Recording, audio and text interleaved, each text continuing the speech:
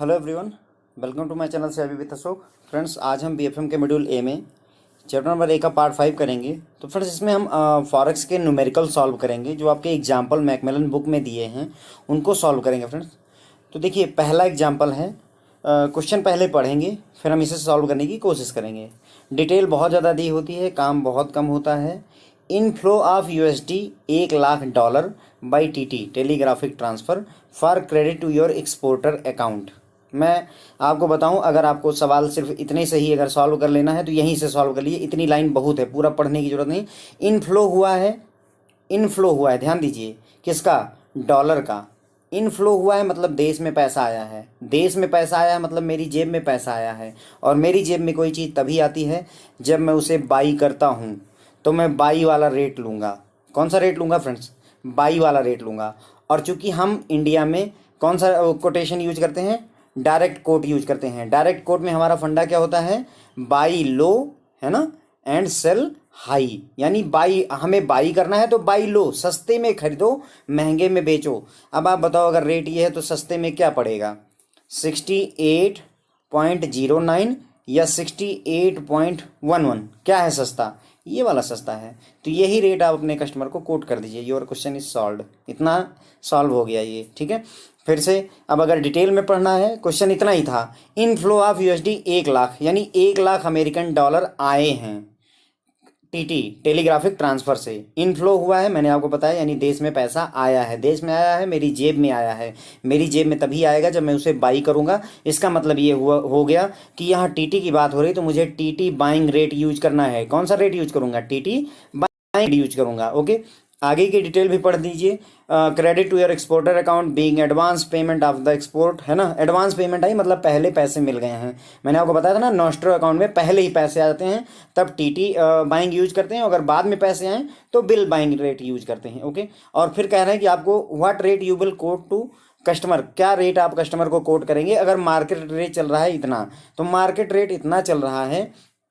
तो फ्रेंड्स देखिए, यहाँ पर बात यूएसडी की हो रही है और हम इंडिया में है, तो इसका मतलब हमें डीलिंग करनी है USD/INR से। अंडरस्टूड? ये बात साफ होगी। हमें डील करना है यूएसडी से, इंडिया में है इसलिए INR, यानी एक यूएसडी कितने INR पड़ेंगे वो मुझे पता करना होगा। और ये जो मार्केट का रेट दिया हुआ है, इसका मतलब हुआ कि USD/INR, यानी एक USD के बदले में कितने INR मिल रहे हैं, वो ये चीज़ दी हुई है 68.09।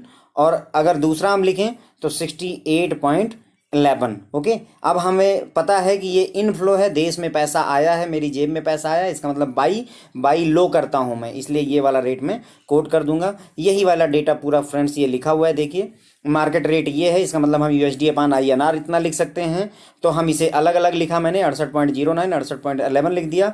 उसके बाद में चूंकि हमारे देश में डायरेक्ट कोट यूज होती है, इसलिए बाई लो और सेल हाई का कॉन्सेप्ट यूज करेंगे। देखिए फ्रेंड्स, ध्यान रखिएगा, हम डायरेक्ट कोट है या इनडायरेक्ट कोट है इस बात पर बहस नहीं करेंगे। हम सिंपल समझेंगे कि मैंने इंडिया में रह करके बाई लो और सेल हाई ही करना है। ध्यान दीजिएगा, हमें सिर्फ बाई लो और सेल हाई पर ही ध्यान देना है, डायरेक्ट और इनडायरेक्ट कोट में नहीं जाएंगे। अब मैंने इसको अलग बाइंग और सेलिंग के लिए अलग लिख दिया। 68.09 आपका बाइंग हो गया। क्यों? क्योंकि बाई लो करूंगा मैं, कम में खरीदूंगा और महंगे में बेचूंगा, इसलिए बाई और सेलिंग कर दिया। अब क्वेश्चन ये है कि आप डिसाइड करो कि बाइंग रेट लगेगा कि सेलिंग रेट लगेगा। अब मैंने वहां पर देखा कि इनफ्लो हो रहा है अमेरिकन डॉलर का, यूएसडी का क्या हो रहा है फ्रेंड्स? इनफ्लो, देश में पैसा आ रहा है, मेरी जेब में पैसा आ रहा है, मतलब मैं बाई कर रहा हूं, इसलिए मैंने टीटी बाइंग रेट अप्लाई कर दिया। और बाइंग रेट अप्लाई करने मतलब ये वाला रेट मैंने उठा लिया। ओके, तो ये पहला क्वेश्चन जो है फ्रेंड्स, अगर इतना ज़्यादा टफ मत करिए, ये एक लाइन पढ़ लीजिए और ये पढ़ लीजिए, आपका क्वेश्चन सॉल्व हो जाएगा। इनफ्लो हो रहा है मतलब जो है बाई रेट लगाना है, और बाई रेट छोटा वाला लगाएंगे, मतलब कम वाला लगाएंगे, तो 68.09 and done, we are done. पिछले लेक्चर में हमने डिटेल में इसीलिए सारी चीज़ें पढ़ी थी ताकि ये चीज़ें हमारे लिए इजी हो जाएं। ओके, तो अगर आपने पिछले लेक्चर नहीं देखे हैं तो ये लेक्चर बिल्कुल सेंस नहीं बनाएगा आपको, इसलिए प्लीज़ जो है उसको जरूर देख लीजिएगा। अब यहाँ पर याद रखना फ्रेंड्स कि हमें 3 चीज़ों की जरूरत हर एक क्वेश्चन में मैक्सिमम पड़ेगी। एक, आपको स्पॉट रेट चाहिए होता है। ओके, तो ये जो आपको यहाँ पर कोड दिया हुआ था क्वेश्चन में, ये आपका स्पॉट रेट है फ्रेंड्स। ओके, ये कौन सा रेट है? मार्केट रेट या स्पॉट रेट है? ओके, स्पॉट रेट चाहिए, प्लस अगर फ्यूचर में जा करके करेंसी प्रीमियम पर हो रही तो प्रीमियम चाहिए, अगर डिस्काउंट पर जा रही तो डिस्काउंट चाहिए, और बैंक अपना प्रॉफिट या लॉस प्रॉफिट कमाने के लिए अपना मार्जिन भी यूज करेगा। ओके, तो ये सारी चीज़ें हमने पहले पढ़ ली हैं। तो हम तीन चीज़ें देखेंगे, स्पॉट रेट, प्रीमियम या डिस्काउंट और मार्जिन। अब जिस क्वेश्चन में जो चीज़ दी होगी हम वो कैलकुलेट कर देंगे। जैसे पिछले क्वेश्चन में सिर्फ स्पॉट रेट दिया है तो हमने इसी से काम चला लिया, ना हमने प्रीमियम की बात की और ना ही हमने मार्जिन की बात की।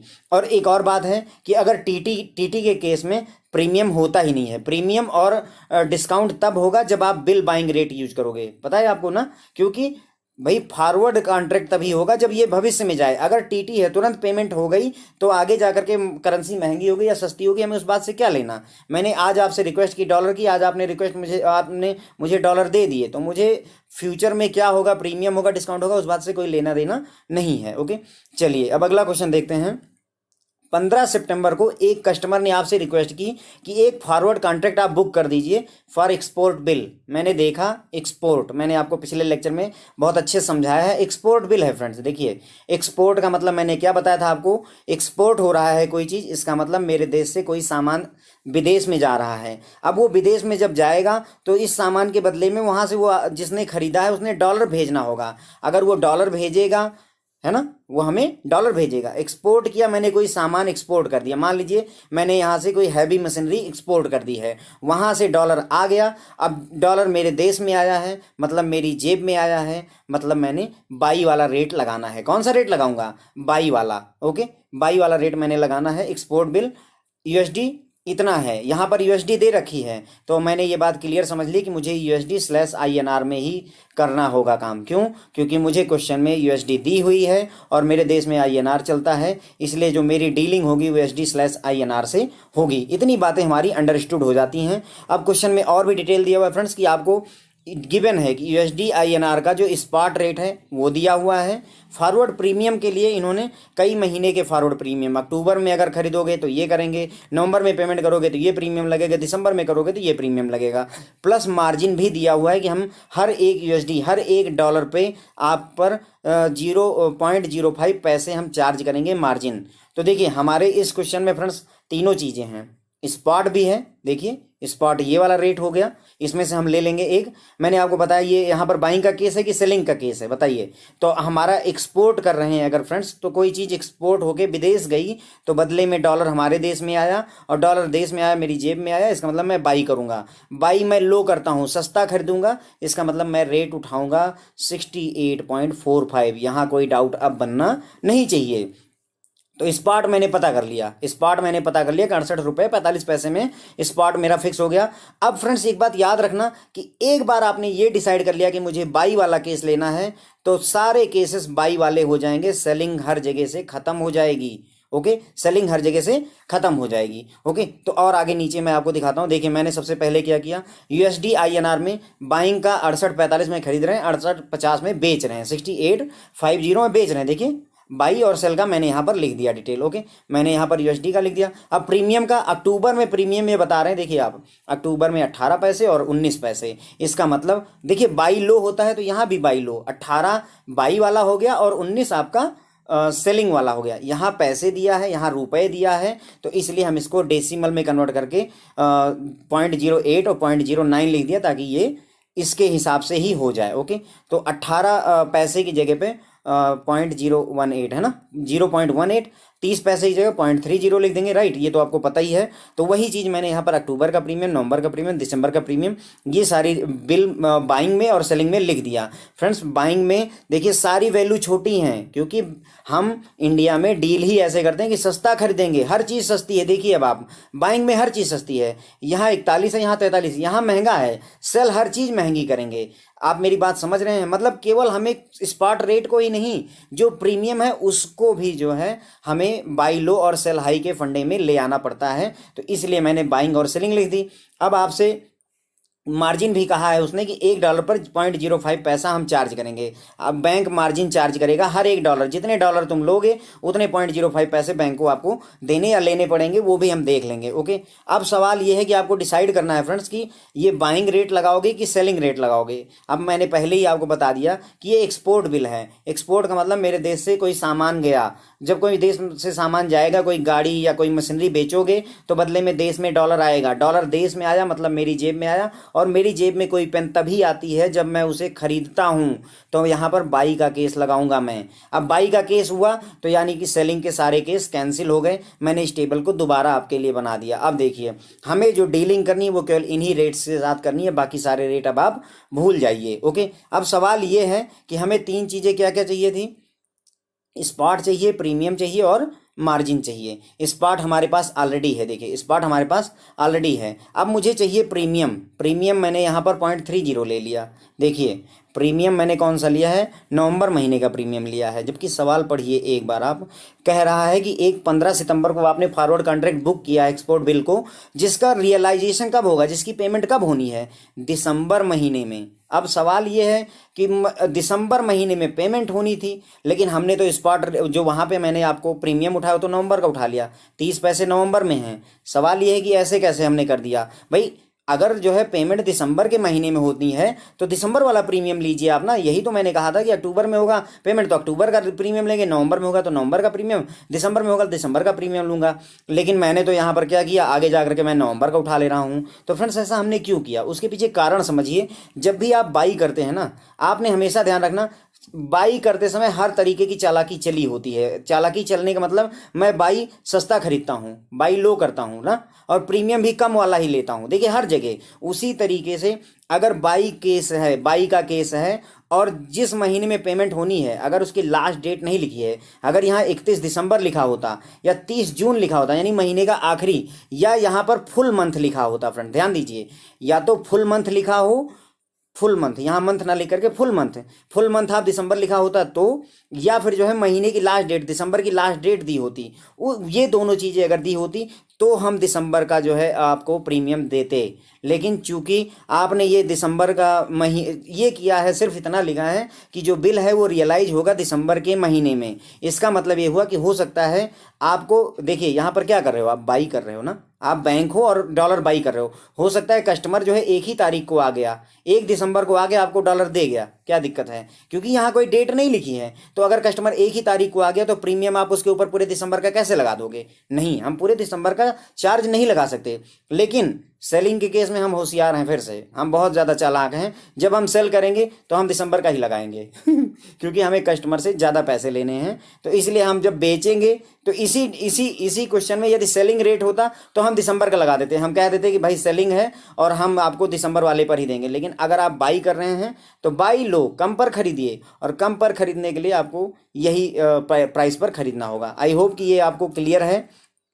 देखिए यहाँ पे, ठीक है, अब देखिए यहाँ पर लिखा हुआ है हमने क्या यूज किया, प्रीमियम 0.30 क्यों लिया, यहाँ पर मैंने लिखा क्यों नहीं 0.41 जो दिसंबर महीने का वो हमने क्यों नहीं लिया, क्योंकि जो कॉन्सेप्ट है मैंने आपको बताया फ्रेंड्स कि प्रीमियम के लिए रूल होता है अगर बाई करते समय फुल मंथ लिखा हो या महीने की लास्ट डेट लिखी हो, जैसे 31 दिसंबर को पेमेंट होगी, 30 जून को पेमेंट होगी, अगर ऐसा लिखा है तो फिर जो है आपको क्या करना है, फुल मंथ का पेमेंट दीजिएगा, मतलब उस महीने का। जैसे फुल मंथ आप दिसंबर लिखा होता तो मैं दिसंबर वाला प्रीमियम लेता, लेकिन अगर ऐसा नहीं लिखा है तो आप उससे 1 महीने पहले, दिसंबर की बात हो रही है तो नवंबर वाला प्रीमियम ले लीजिए। अगर दिसंबर में रियलाइजेशन है तो नवंबर वाला प्रीमियम ले लीजिए। इसलिए 0.30 मैंने पिक कर लिया है। I hope it is clear to you.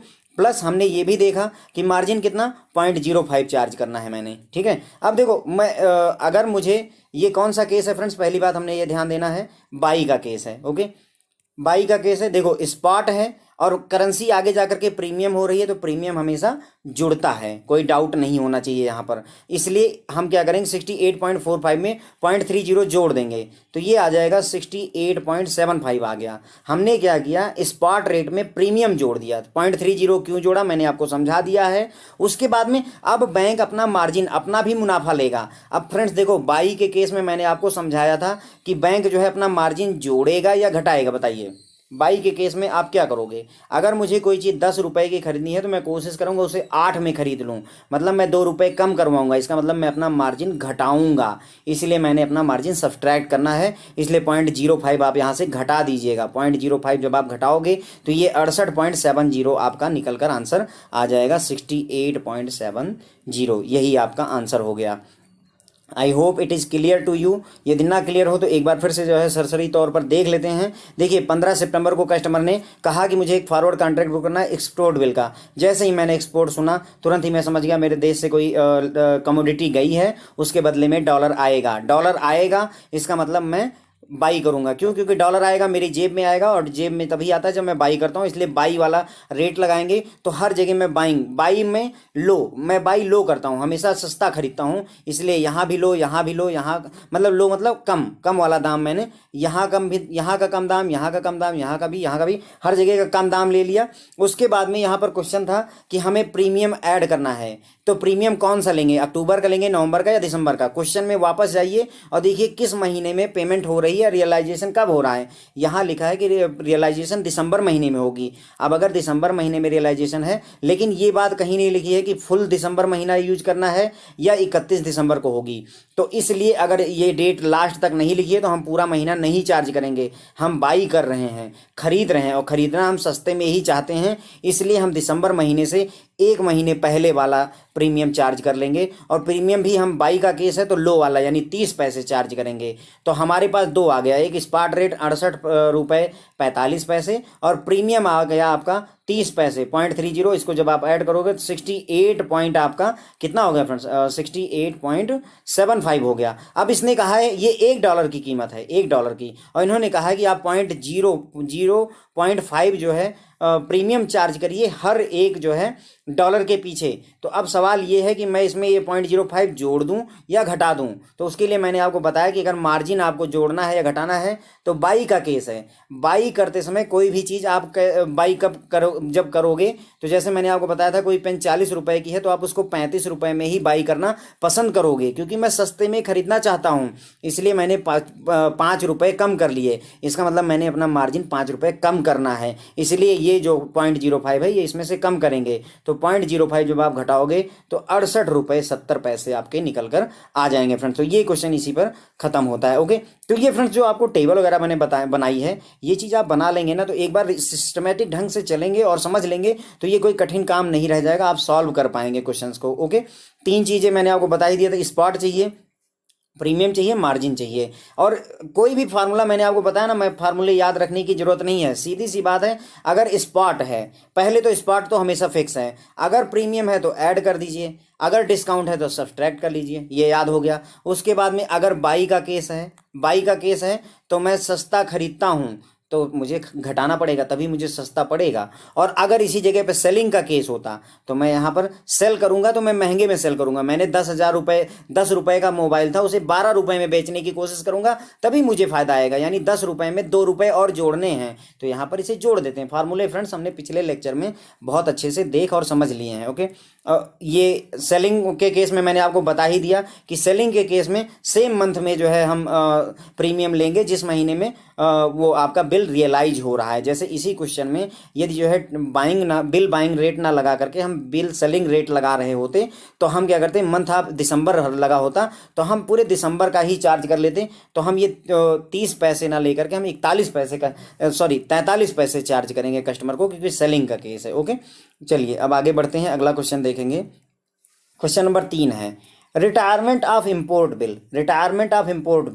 Import bill मैंने इम्पोर्ट देखा, इम्पोर्ट हुआ, कोई चीज़ मेरे देश में इम्पोर्ट होके, कार इंपोर्ट होके आई है, इसका मतलब डॉलर मेरे देश से जाएगा। डॉलर मेरे देश से जाएगा मतलब मेरी जेब से जाएगा, और मेरी जेब से कोई चीज़ तभी जाती है जब मैं उसे सेल करता हूँ। कोई डाउट? इसलिए हम यहाँ पर सेलिंग प्राइस यूज करेंगे। कौन सा प्राइस यूज करेंगे? सेलिंग। टीटी लिखा हुआ है, इसका मतलब टीटी सेलिंग या बिल सेलिंग जो है यूज कर सकते हैं। लेकिन ध्यान रखिएगा कि जो रिटायरमेंट ऑफ इम्पोर्ट बिल होता है फ्रेंड्स, ये आपका जो है बिल सेलिंग का रेट होता है, बिल सेलिंग रेट लगता है। ओके, कौन सा रेट लगेगा? Bill selling rate. और बिल सेलिंग रेट का फार्मूला आपको याद है?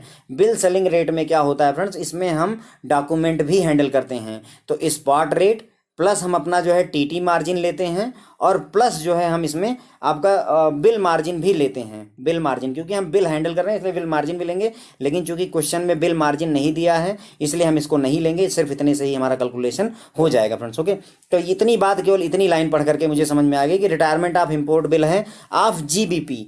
जीबीपी 1 लाख, क्लियर हो गया नहीं आपको? जीबीपी 1 लाख मतलब जीबीपी अपान आईएनआर में कैलकुलेशन होनी है। क्लियर हो गया ना ये बात? आपको समझ में आ रही होगी। मुझे अब जीबीपी दिया हुआ 1 लाख, उसके बदले मुझे रुपए देने होंगे, तो ये आईएनआर में पता करूंगा, राइट? तो इसीलिए जीबीपी अपान आईएनआर में मुझे डील करना है। टीटी मार्जिन दिया हुआ है, इग्नोर करना है प्रीमियम या डिस्काउंट। यहां पर इन्होंने कहा कि ना तो आपको प्रीमियम और डिस्काउंट पर ध्यान नहीं देना है। इसका मतलब ये हुआ कि स्पॉट होता है, दूसरा क्या होता है फ्रेंड्स आपका, एक स्पॉट होता है, दूसरा प्रीमियम होता है और तीसरा मार्जिन होता है। अब ये इन्होंने डिस्काउंट या प्रीमियम कहा कि कोई ज़रूरत नहीं है बातचीत करने की, तो इसका मतलब अब मुझे सिर्फ स्पॉट और मार्जिन के बीच में ही समझना होगा इस क्वेश्चन को, ठीक है? इतनी बात क्लियर हो गई। यहाँ पर मुझे क्या चाहिए था फ्रेंड्स? मैंने आपको बताया कि मुझे जीबीपी अपान आईएनआर चाहिए। मैंने ऐसा क्यों कहा कि जीबीपी अपान आईएनआर चाहिए? क्योंकि फ्रेंड्स देखो 1 लाख रुपए जीबीपी में हैं और मेरा देश आईएनआर रुपए चलाता है, इसलिए जीबीपी अपान आईएनआर में मैं डील कर लूंगा। ऐसे समझ लेंगे हम, समझने के पॉइंट ऑफ व्यू से बता रहा हूँ। ओके, अब आपको कस्टमर के लिए रेट कंप्यूट करना है। अब सवाल ये है कि क्या आपके पास जीबीपी अपान आईएनआर अवेलेबल है? देखिए यहाँ पर जीबीपी अपान आईएनआर है, नहीं है। इसका मतलब ये हुआ कि अब हमें ये क्रॉस रेट वाला कॉन्सेप्ट यूज करना पड़ेगा। पिछले लेक्चर में हमने क्रॉस रेट में कैसे डीलिंग करते हैं वो चीज़ मैंने आपको समझाई थी। मुझे क्या चाहिए फ्रेंड्स? GBP upon INR. देखिए मुझे चाहिए GBP upon INR, okay, equal to, मैं क्या करूँगा, मैंने आपको बताया था कि जीबीपी यहाँ लिख दीजिएगा, इंटू आईएनआर आप यहाँ लिख दो, राइट? इतना आपने कर दिया। और उसके बाद में जो कॉमन करेंसी है, यहाँ यूएसडी, यहाँ भी यूएसडी, उसे यहाँ फिल कर दीजिए, यहाँ भी यूएसडी, यहाँ भी यूएसडी फिल कर दीजिए। अब जीबीपी अपान यूएसडी की जो वैल्यू है वो यहाँ रख दीजिए और जो यूएसडी अपान आईएनआर की जो वैल्यू है वो यहाँ रख दीजिए। पर सवाल ये है कि यहाँ तो 2 रेट हैं, मैं रखूँगा कौन सा? ये 75 वाला रखूँ कि 85 वाला रखूँ? सवाल बताइए फ्रेंड्स, हम कौन सा रखें, 75 वाला या 85 वाला? तो भाई देखो इम्पोर्ट बिल हो रहा है, मैंने अभी है कि इंपोर्ट हो रहा है, कोई चीज़ हमारे देश में इंपोर्ट होके आ रही है, इसका मतलब डॉलर मेरे देश से जा रहा है, डॉलर मेरी जेब से जा रहा है, इसका मतलब मैंने इसे सेल किया है। तो हम सेलिंग वाला रेट यूज करेंगे। और मुझे पता है कि हम सस्ते में खरीदते हैं और महंगे में बेचते हैं, बाई लो करते हैं, सेल हाई करते हैं, सेलिंग की बात हो रही, इसलिए ये वाले रेट आप उठा लेंगे, कोई डाउट नहीं होना चाहिए। यहाँ पे देखिए जीबीपी यूएसडी और यूएसडी आईएनआर को मैंने बाइंग और सेलिंग अलग अलग लिख दिया। फिर आपसे पूछा कि अब आप डिसाइड करो कि बाइंग रेट यूज करना है कि सेलिंग रेट। आपने कहा कि इंपोर्ट बिल है इसलिए सेलिंग रेट यूज करेंगे। इंपोर्ट बिल है, कोई चीज़ इंपोर्ट होके आई है, इसका मतलब डॉलर विदेश में गया है, डॉलर तभी जाएगा मेरी जेब से जब मैं इसे बेच दूंगा, ओके, इसलिए हमने सेलिंग रेट यूज करना है। इसका मतलब अब हमें इस रेट से कोई लेना देना नहीं है, आप इस वाले रेट को ही मेन मान करके चलिए। तो टेबल फिर से अपडेट हुई, सेलिंग वाले रेट मैंने लिख दिए। अब चूंकि मुझे जीबीपी अपान आईएनआर चाहिए और इसके डायरेक्ट रेट नहीं दिए हुए हैं, तो मैं वही क्रॉस वाला कॉन्सेप्ट मैंने जो आपको अभी समझाया कि क्रॉस रेट मैकेनिज्म यूज करेंगे। तो जीबीपी अपान आईएनआर मुझे चाहिए फ्रेंड्स, राइट, इक्वल टू, मैं सबसे पहले यहाँ जीबीपी यहाँ लिख दूंगा, इंटू आईएनआर यहाँ लिख दूंगा, है ना? ये हमने क्या किया, जीबीपी जो अंश में था वो यहाँ लिख दिया, जो हर में था इधर आगे ले जा करके लिख दिया। अब जो कॉमन करेंसी है दोनों जगहों पर, यहाँ यूएसडी है, यहाँ यूएसडी है, उसे आप यहाँ लिख दीजिए बस। अब ये आपका जीबीपी अपान यूएसडी हो गया। देखिए जीबीपी अपान यूएसडी का दाम दिया हुआ है 1.2185, मल्टीप्लाई का साइन लगाएंगे और आपका ये यूएसडी अपान आईएनआर है, तो यूएसडी अपान आईएनआर आपका 68.15 रुपये 68.15। जब आप इसको ऐसे मल्टीप्लाई करोगे तो आपको ये जो रेट निकल कर आएगा वो 83.0408। ध्यान रखेंगे डेसिमल के 4 प्लेस तक कैलकुलेशन करिएगा, तभी ये आपका करेक्ट रहेगा। तो हमें ये पता चल गया कि जीबीपी अपान आईएनआर का जो रेट हुआ वो इतना हो गया, ओके। अब हमने क्या निकाला इतनी देर में? हमने बस ये निकाला कि स्पॉट रेट क्या होगा। अब हमें स्पॉट रेट अब मिला है, कितना मिला, 83.0403 स्पॉट रेट मेरा निकल के आ गया। अब मैंने आपको बताया कि हमें स्पॉट रेट चाहिए, हमें प्रीमियम चाहिए, हमें मार्जिन चाहिए। प्रीमियम की बात कही है कि इग्नोर कर दीजिए, तो अब मुझे सिर्फ मार्जिन चाहिए, ओके। अब मार्जिन कितना दिया हुआ है क्वेश्चन में देख लीजिए, इन्होंने मार्जिन की बात की है कि टीटी मार्जिन आप यूज करिए 0.20% मार्जिन यूज करना है। अब ये सेलिंग का केस है फ्रेंड्स, सेलिंग का केस है, तो स्पॉट में मैं मार्जिन जोड़ूंगा या स्पॉट में से मार्जिन घटाऊंगा, बताइए। सेलिंग का केस है, मैं सेल कर रहा हूं, तो कोई चीज मैं सेल महंगे में करना चाहता हूं और महंगी तभी होगी जब मैं उसे जोड़ दूं, इसलिए हम मार्जिन यहां पर जोड़ देंगे। स्पॉट रेट जो आया उसमें मार्जिन जोड़ दीजिए, लेकिन मार्जिन जो है परसेंट के रूप में है, तो पहले मार्जिन आपको कैलकुलेट करना पड़ जाएगा। तो हमने क्या किया, ये जो हमारा स्पॉट रेट आया उसका 0.20% निकाल लिया, क्यों निकाला? क्योंकि दिया हुआ है कि मार्जिन जितना भी पैसा आएगा उसका 0.20% हमें टीटी मार्जिन यूज करना है, तो इसीलिए इस अमाउंट का हम 0.20% निकाल लेंगे। आ गया आपका मार्जिन 0.1660। अब जो है क्वेश्चन ये है कि सेलिंग के केस में मार्जिन जुड़ेगा या घटेगा। तो मैंने बताया कि कोई भी चीज़ आप जैसे आपका 10,000 रुपये का दोस्त का मोबाइल था, उसको आप 12,000 में बेचना पसंद करते हो, मतलब 2,000 रुपये आपने ऐड कर दिए, तभी तो आपको फायदा होगा। प्रॉफिट कमाओ भाई, प्रॉफिट ही तो कमाना हमारा टारगेट है। तो इसका मतलब ये हुआ कि 2,000 जोड़ना पड़ेगा, इसका मतलब मार्जिन जोड़ना पड़ेगा। और स्पॉट रेट हमारा निकल कर आया था 83.0408 और मार्जिन आ गया आपका इतना, जोड़ देंगे आपका आंसर निकल कर आ जाएगा बिल सेलिंग रेट। फ्रेंड्स अगर इसी क्वेश्चन में देखिए बिल सेलिंग का केस है, रिटायरमेंट ऑफ इंपोर्ट बिल, अगर इसी क्वेश्चन में अगर आपको बिल मार्जिन भी दिया होता, मान लीजिए इसी क्वेश्चन में यदि बिल मार्जिन दिया होता 0.04%, तो आप इसे भी कैलकुलेट करते और इसमें ऐड करते, क्योंकि ये जो आपका केस है ये बिल सेलिंग का केस है, और बिल सेलिंग के केस में स्पॉट रेट प्लस आपका जो है टीटी मार्जिन और प्लस बिल मार्जिन, ये तीन चीज़ें जुड़ती हैं। क्योंकि इस क्वेश्चन में बिल मार्जिन नहीं दिया इसलिए हम यहाँ पर कैलकुलेट नहीं कर रहे हैं, पर आपको ये बात याद रखनी पड़ेगी। ओके, तो ये क्वेश्चन उम्मीद है फ्रेंड्स आपको समझ में आया होगा। अगर नहीं समझ में आया है तो एक बार फिर से इस लेक्चर को देख लीजिएगा, आपको क्लियर हो जाएगा।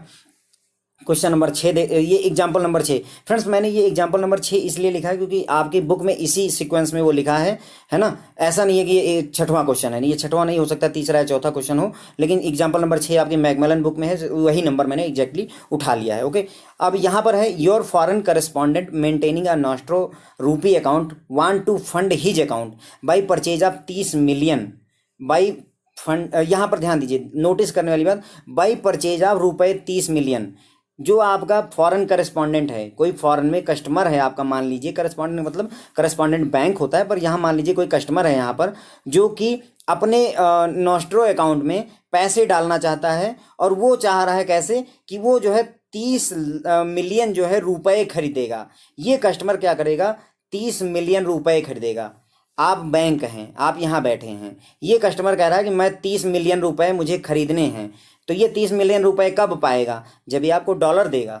लॉजिक समझिएगा फ्रेंड्स, यहाँ पर ये 30 मिलियन रुपए कब पाएगा, ये 30 मिलियन परचेज करना चाहता है। देखिए काउंटर पार्ट जो है वो 30 मिलियन परचेज करना चाहता है रुपए, US against US dollar, US dollar के बदले में वो 30 मिलियन जो है रुपए खरीदना चाहता है। इसका मतलब ये हुआ कि वो जो है 30 मिलियन रुपए तभी पाएगा, उसे रुपए तभी मिलेंगे जब वो हमें डॉलर देगा। हमें डॉलर देगा, बदले में हम रुपए दे देंगे, क्योंकि वो तभी तो परचेज कर पाएगा। और जब डॉलर उसने मुझे दे दिया, इसका मतलब डॉलर मेरी जेब में आ गया, और जो चीज़ मेरी जेब में आती है वो हमेशा किस रेट पर चलती है फ्रेंड्स, बाइंग रेट पर। इसलिए हम यहाँ पर बाई का रेट लगाएंगे। कौन सा रेट लगाएंगे, बाई। फ्रेंड देखिए मैं यहाँ पर आपको टीटी बाइंग या बिल बाइंग वो चीज़ें नहीं समझा रहा हूँ, ध्यान दीजिएगा इस बात को। बस हमें बाई का कॉन्सेप्ट है, फार्मूला सेम है, स्पॉट प्लस मार्जिन होगा, स्पॉट माइनस मार्जिन होगा, या स्पॉट प्लस प्रीमियम, जो भी है वो फार्मूले सेम है, कोई इश्यू नहीं है। बस केवल एक लास्ट वाला जो है उसमें केवल ध्यान रखना है, यानी आपका बिल सेलिंग वाले में ध्यान रखना है। उसमें तीन चीज़ें हो जाती हैं, spot rate plus TT margin plus bill margin.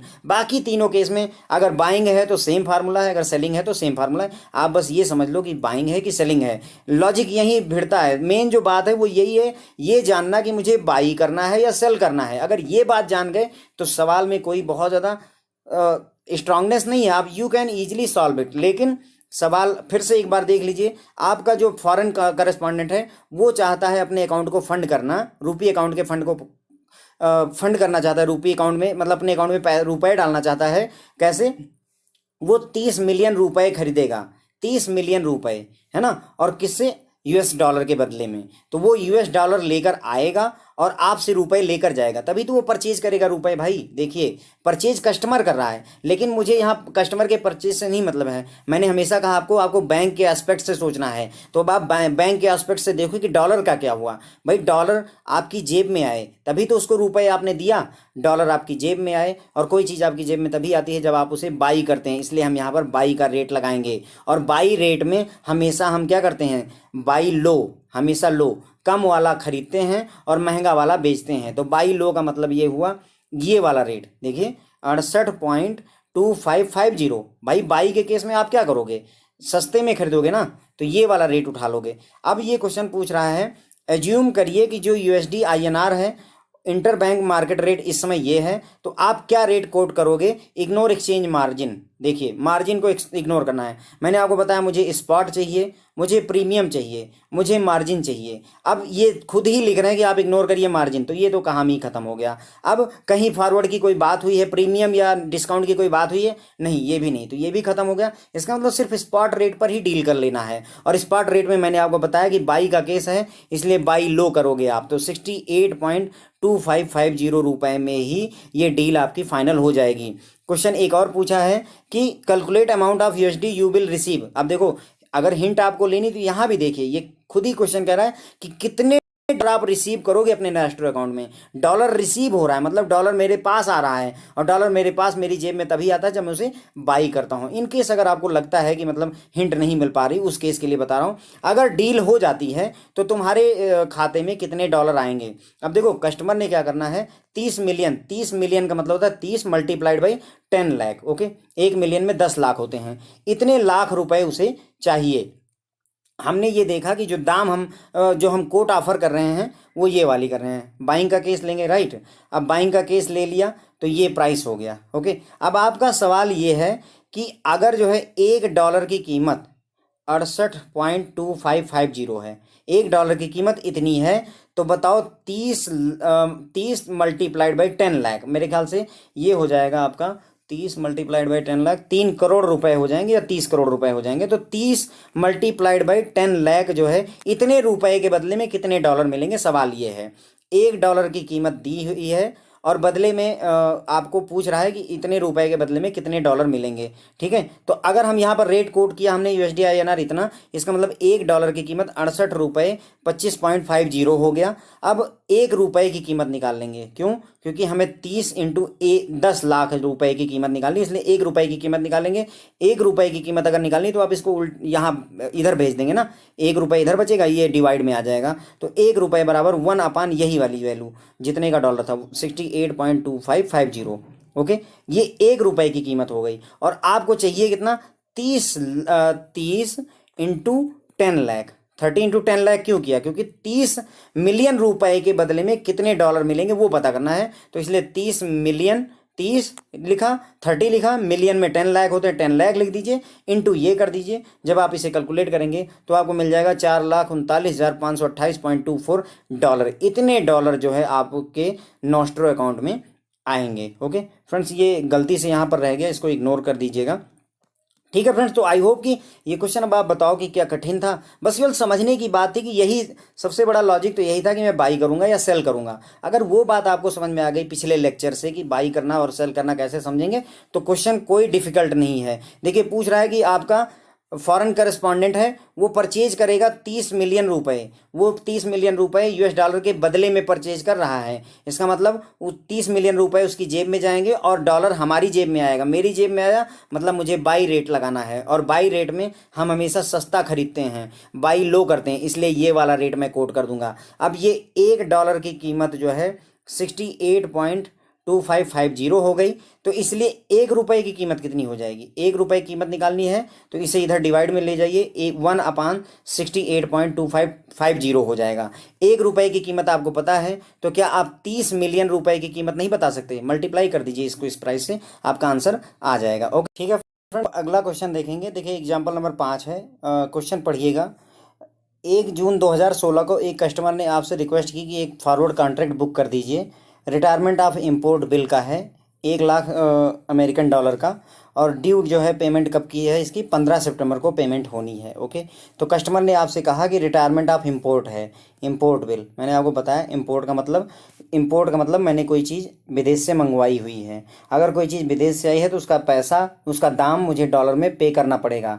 Dollar मेरे देश से गया है मतलब मेरी जेब से गया है, इसका मतलब मैं सेल करूँगा, राइट। तो हम यहाँ पर सेलिंग रेट लगाएंगे। कौन सा रेट लगाएंगे फ्रेंड्स? सेलिंग रेट लगाएंगे। ये बात हमारी क्लियर हो गई। उसके बाद में यहाँ पर इन्होंने ये भी कहा है कि ड्यू पेमेंट कब की है? 15 सितंबर की है। ओके, ये भी बात हम ध्यान रखेंगे।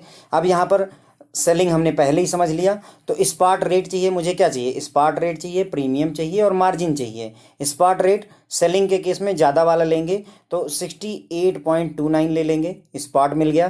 प्रीमियम आगे दिया हुआ है, और मार्जिन जो है यहाँ क्वेश्चन में कहीं मार्जिन का मेंशन है? हाँ है, मार्जिन ये दिया हुआ है। ठीक है फ्रेंड, तो अब देखिए समझेंगे इसको। तो हमें स्पॉट तो मिल गया, कोई दिक्कत नहीं है। और सेलिंग का केस है तो मैंने आपको ये भी बता दिया कि हमेशा लास्ट वाले यूज करेंगे, राइट। एक बार आपने सेलिंग कर दिया यानी कि सेल हाई, बाई लो और सेल हाई है, तो सेल हाई है मतलब अगर ये हाई हो गया तो ये सारे हाई हो जाएंगे फॉरवर्ड प्रीमियम वाले। अब यहाँ पर एक चीज़ देखिएगा, प्रीमियम जून का, जुलाई का, अगस्त का, सितंबर का दिया हुआ है और प्लस अगस्त से लेकर के 15 सितंबर का भी प्रीमियम दिया हुआ है फ्रेंड, देखिए। और यहाँ ड्यू डेट कब है, 15 सितंबर की है, ओके। यहाँ आएंगे, मैंने पूरा डेटा आपका इस ग्राफ में प्रेजेंट किया है। बाइंग का बाई लो, राइट, तो बाई लो है तो सारे देखिए लो वाले मैंने ले लिए, और सेल हाई है तो सारे सेल हाई वाले ले लिए। अब यहाँ देखिएगा ये 7 पैसे दिए हुए हैं, देखिए यहाँ 6 पैसे और 7 पैसे दिए हैं, तो उसको 6 पैसे और 7 पैसे को आप रुपए में ऐसे लिख सकते हो, कोई दिक्कत यहाँ पर नहीं होनी चाहिए, ओके। अब देखो जून का प्रीमियम दिया है, जुलाई का प्रीमियम, अगस्त का, सितंबर का। मैंने, अगर आपको पिछले क्वेश्चन में याद हो तो मैंने आपको कहा था कि अगर बाई का केस है तो क्या करते हैं, हमेशा हम एक महीने पहले वाला ही कर देते हैं। अगर सितंबर महीना है तो आप कौन से महीने का कर दोगे, अगस्त का कर दोगे। लेकिन अगर सेलिंग का केस है तो हम यहाँ पर चालाकी करते हैं और उस पूरे महीने का यानी सितंबर का पूरा चार्ज करते हैं, राइट। मैंने आपको ये बात बताई थी पिछले क्वेश्चन में, मैंने कहा था कि जब हम बाई करते हैं तो अब हम थोड़ा सा चालाकी करते हैं कि जो प्रीमियम है वो ऐसा करो, जैसे बाई करना है तो मैं सितंबर वाला ना पे करके मैं सिर्फ अगस्त का बाई वाला पे कर दूंगा। लेकिन अगर सेल वाला केस है तो मैं कहूँगा कि जिस महीने में पड़ता है, चाहे वो 15 तारीख हो चाहे 1 तारीख हो, मैं जो है पूरा सितंबर का चार्ज करूँगा। मैंने ये आपको बात बोली थी। लेकिन यहाँ पर एक बात नोटिस करिएगा फ्रेंड्स कि जो यहाँ पर ड्यू पेमेंट है वो 15 सितंबर को है, और जो आपको ये चार्ज, ये जो आपको प्रीमियम दिया है ना, वहाँ पर एक लाइन खास देखिए, इन्होंने मतलब अगस्त की लास्ट डेट से लेकर के और 15 सितंबर का भी प्रीमियम दे दिया है। देखो आइडली मुझे जो है पूरे सितंबर महीने का चार्ज करना चाहिए, क्योंकि सेलिंग का केस है, मैं इस पूरे सितंबर महीने का लूँगा भले ही 15 तारीख हो, ओके। लेकिन वो मैं तब करता जब ये लाइन लिखी ना होती, तो मैं सीधे सीधे 45 पैसे चार्ज कर लेता प्रीमियम में, ओके। लेकिन इन्होंने क्या किया, 15 तारीख तक का भी चार्ज दे दिया है कि 15 तारीख तक क्या रेट रहेगा। तो भाई अब ये गलत है कि आप पूरे सितंबर का चार्ज लगा दो। अगर पूरे सितंबर का चार्ज लगा दिए तो इस रेट को देने का उसको कोई मतलब ही नहीं रहेगा। उसने इसीलिए तो इतनी मेहनत की कि 15 दिन का भी चार्ज दे दो ताकि मेरे ऊपर ज़्यादा बर्डन ना आए। क्या मेरी बात आप समझ पा रहे हैं? यहाँ पर मैंने आपको बताया कि अगर बिल ड्यू है, एक मिनट, अगर आपका बिल जो है जिस महीने में ड्यू होता है, जैसे अगर सितंबर महीने में ड्यू है तो सेलिंग के केस में हमेशा उस पूरे महीने का प्रीमियम चार्ज करते हैं। बाई के केस में क्या करते हैं, उससे एक महीने पहले का, सिर्फ अगस्त तक का चार्ज करते हैं। मैंने ये आपको पिछले क्वेश्चन में, जहाँ पर ये हमने बिल सेलिंग रेट का क्वेश्चन लगाया था, उसमें ये बात समझाई थी कि बाई के केस में बैंक होशियार, मतलब थोड़ा सा चालाकी करके एक महीने पहले का ही प्रीमियम दे देता ताकि उससे सस्ता पड़ जाए। और सेल के केस में हम पूरा का पूरा महीना चार्ज करेंगे, चाहे जो भी डेट हो, उससे हमें लेना देना नहीं है। लेकिन यहाँ पर 15 सितंबर को ड्यू डेट है और यहाँ इन्होंने रेट भी जो है 15 सितंबर तक का स्पेशली दे रखा है। तो इसका मतलब ये हुआ कि अगस्त तक का पूरा, अब चूंकि सेलिंग का केस है तो 34 वाला लेंगे, राइट। यहाँ कोई डाउट नहीं है हमें, हम ये वाले लेंगे सारे। यहाँ सेलिंग वाले लेने हैं तो सारे महंगे वाले लेंगे। तो 34 ले लिया मैंने अगस्त का।